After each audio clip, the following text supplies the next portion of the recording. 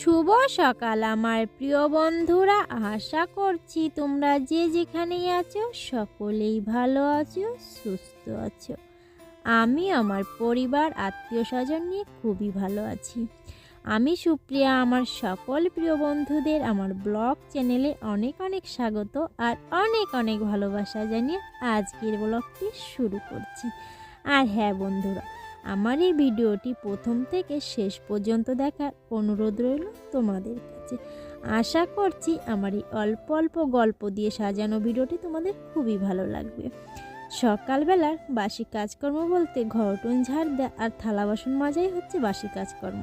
তো প্রথমে ঘরটা ঝাড় দিয়ে নিয়েছি, তারপরে উঠোনটা ঝাড় দিয়েছি, আর তারপরে রান্নাঘরের এঁটো বাসন কাসন কলপারে ভিজিয়ে রান্নাঘরটা লিপবো। আর কালকে তো জামাকাপড়গুলো ভিজা ছিল, সেগুলো তো মেলতে হবে। তো মাকে কালকে ওই যে বলেছিলাম তুলতে, মা সেগুলো তুলে রেখেছিল গামলায়, আমি এখন সেগুলো মেলে দিচ্ছি। কারণ এই সকাল সকাল মেলে দিলে তাড়াতাড়ি করে শুকিয়ে যাবে। আর কালকে তো কেচেছিলাম, ওই শুধু জলটাই টেনেছে, তাই ছাড়া কিন্তু একটুও শুকায়নি, একটা কাপড় জামাও শুকায়নি। আর সোয়েটারগুলো তো একদম শুকায়নি। তার জন্য ভাবলাম সকাল সকাল করে আগে মেলে দিই, তারপরে বাসি কাজগুলো করব। থালা বাসন মাজাই তো বাকি আছে শুধু, আর রান্নাঘরটা লিপতে হবে।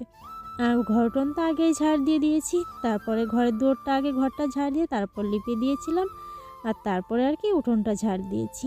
আর ছোট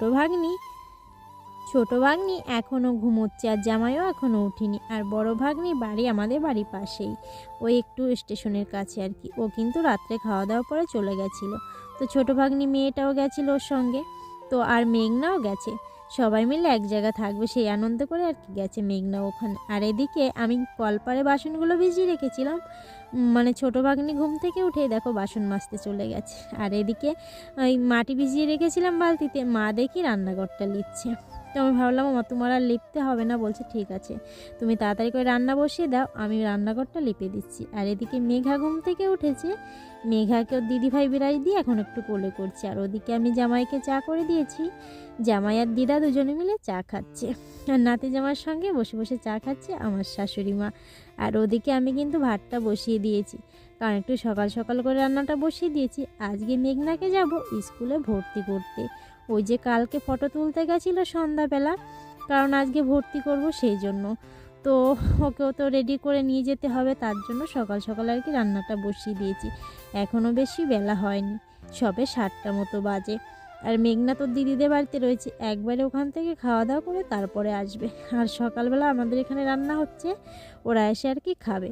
তো কালকে মানে রাত্রেবেলা অনেকগুলোই মানে চাল দিয়েছিলাম মানে ভাতের জন্য, তো অনেকগুলোই ভাত ছিল, তো সেগুলো আর কি ভাতের ভিতর দিয়ে দেবো। আর এই সকালবেলা দিদি বাড়ি থেকে ম্যাগি খেয়ে তারপরে আসবে। আর এখানে এসে স্নান করে ভাত খেয়ে তারপরে ওকে স্কুলে নিয়ে যাব।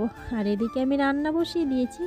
আর আমার ছোটো ভাগ্নিটা দেখো বাঁধাকপিটা কুচিয়ে দিচ্ছে, আর খুবই সাহায্য করে জানো তো। ওরা আসলে একদম বসে থাকে না, মানে আমার হাতে হাতে তো করবে, তাছাড়া নিজেরাও কিন্তু অনেক কাজ করে। আর বড় ভাগ্নিটা এখনও আসেনি, ও আসলে আবার কাজে লেগে পড়বে। আর আমি একটু তাড়াতাড়ি করে রান্না করব, তো ওই জন্য রান্নাটা তোমাদের সঙ্গে শেয়ার করব না।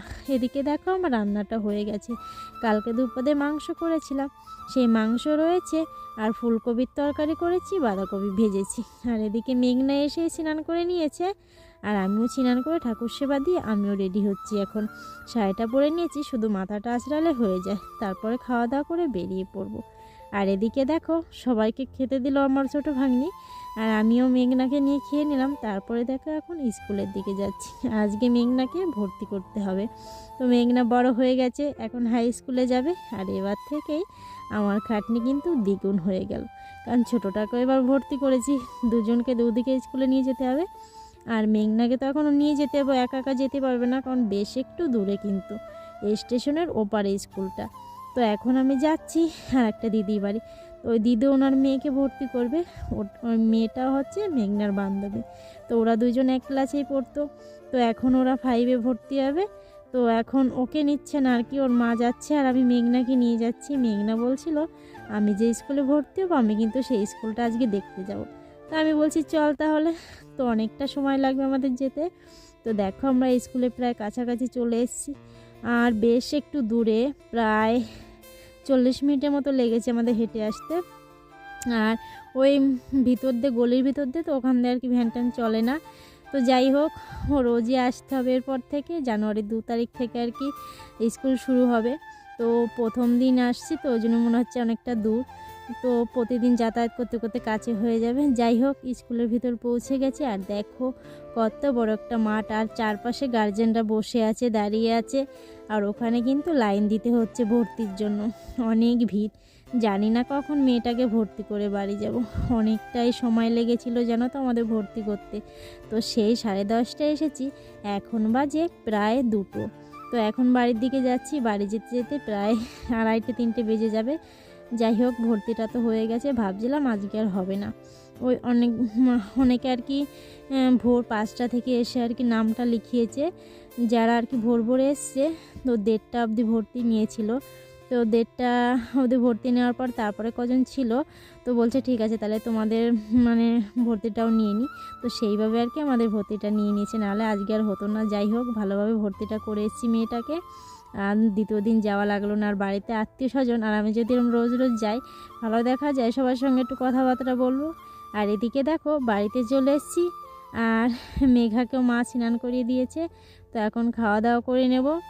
তারপরে দেখো, এটা হচ্ছে সন্ধ্যাবেলা। শুভ সন্ধ্যা আমার প্রিয় বন্ধুরা। এই সন্ধ্যাবেলা ওই যে আমাদের বাড়িতে কালকে খাওয়া দাওয়া হয়েছে, জামাই মেয়ে এসেছিল, আর আজকে মেঘনার জ্যাঠাবাড়িতে নিমন্ত্রণ। তো ওরা তো দুপুরে খাওয়া দাওয়া করে সবাই বেরিয়ে গেছে, আর আমি, মেঘা আর মেঘার বাবা এখন যাব। আর মাকে বলছি, মা কিন্তু এখন যাবে না। আমার একটা ননদের খুব শরীর খারাপ ছিল বাড়ির পাশেই, তো ওনাকে দেখতে গেছিলো নার্সিংহোমে। তো মা বলছে ওখান থেকে সে খুব ক্লান্ত হয়ে গেছে, আমি আর যাবো না, তোমরা যাও। তো মাকে অনেকবার বললাম, তো মা বলছে এখন আর আমি যাব না। বেশ একটু দূরে, আমাদের পাড়ার ভিতরে, কিন্তু ভালো একটু দূর। তো তার জন্য মা বলছে আমি যাব না, আমার জন্য ভাত নিয়ে এসো। তো দেখো, মেঘাকে ওর বাবা রেডি করে দিচ্ছে, আর আমি আগেই রেডি হয়ে গেছি। মেঘাকে সোয়েটারটা পরিয়ে দিয়েছি, ওর বাবা শুধু জুতোটা পরিয়ে দিচ্ছে। আর এখন আমরা যাব। আর মেঘনা তো আগেই চলে গেছে ওর জামাইবাবু দিদির সঙ্গে, আর ওখানে বড় ভাগ্নিরাও গেছে। মানে ওখানে খুব মজা হবে, গেলেই বুঝতে পারবে তোমরা। তো এখন আমরা যাচ্ছি। আর মাকে অনেকবার বললাম, কিন্তু মা বলছে আমি হেঁটে যেতে পারবো না। তো চলো যাওয়া যাক, তারপরে তোমাদের দেখাবো। ওখানে খুবই মজা হবে, সবাই মিলে এক জায়গা থাকবো। আর মেঘনার বাবা এখন বলছে যে তাহলে চলো তাড়াতাড়ি করে যাই। তো আমার প্রিয় বন্ধুরা, ওখানে গিয়ে তোমাদের সঙ্গে দেখা হবে, চলো যাওয়া যাক। এদিকে দেখো, আমরা কিন্তু অনেকক্ষণ আগেই পৌঁছে গেছি। আর পৌঁছেই সবাই মিলে খুব গল্পগুজব হলো, তারপরে খাওয়া দাওয়া হলো। শুধু আমার খাওয়া, আর মানে আমার বড় জায়ের খাওয়া হয়নি, আর বড় জায়ের দিদি এসেছে। তো আমরা 3জনই বাকি, আর সবাই খাওয়া দাওয়া করছে। আর জানো তো, কেউ আর কি ক্যামেরার সামনে আসতে চায় না, তো সেভাবে আর কি তোমাদেরকে দেখাতে পারিনি সবাইকে। ওদের আড়ালে যেটুকু পেরেছি সেইটুকু আর কি দেখাচ্ছি। ওই হচ্ছে সায়নের মেসো, মানে আমার বড় ভাসুরের মানে শালির বর। আর এই হচ্ছে আমার ভাসুরের বড় ছেলে, আর সায়নকে তো তোমরা চেনোই। আর ওইদিকে হচ্ছে আমার ছোট ভাগ্নি, আর এইদিকে হচ্ছে গিয়ে আমার ছোট নাতনি, কম্বল মুড়ি দিয়েছে। আর ও পাশে হচ্ছে ওই যে আমার জামাই, তারপর ওই যে বড় নাতনি আছে, আর ওটা হচ্ছে আমার বড় ভাগ্নি। তো সবাই আর কি মুখ ঢাকছে, কেউ কম্বলের তলায় ঢুকছে। যাই হোক, তোমরা সবাইকে চিনে নাও আর কি, যেভাবে চেনা যায়। ওরা কিন্তু মুখ টুক দেখাবে না কাউকে। যাই হোক, সবাইকে তো একটু একটু করে দেখিয়ে দিলাম। আর এদিকে মেঘনা কম্বলের তলায় ফোন দেখছে, সবাইকে যে যার মতো করে মজা করছে। আর এদিকে আমাদের এই দাদাটা কিন্তু খাওয়া দাওয়া হয়ে গেছে, এখন পান খাচ্ছে বসে বসে।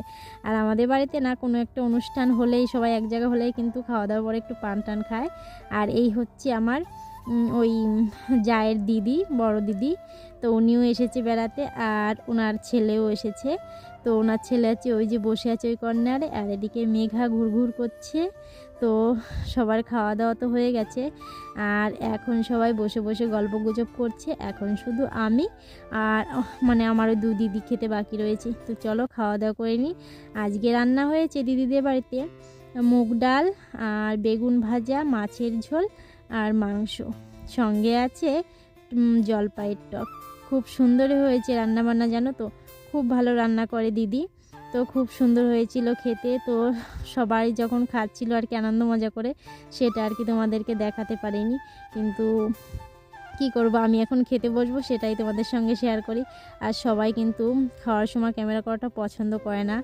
যাই হোক, এখন খাওয়া দাওয়া করে নিচ্ছি।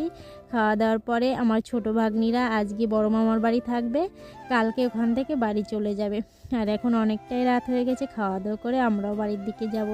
আর বড় ভাগ্নি ওর বাড়ি যাবে আর কি, ছোট ভাগ্নি আর ছোট ভাগ্নি জামাই থাকবে। তো আমার প্রিয় বন্ধুরা, আজকের ব্লগটি এই পর্যন্ত। তোমরা যে যেখানে থাকো সকলেই ভালো থেকো, সুস্থ থেকো।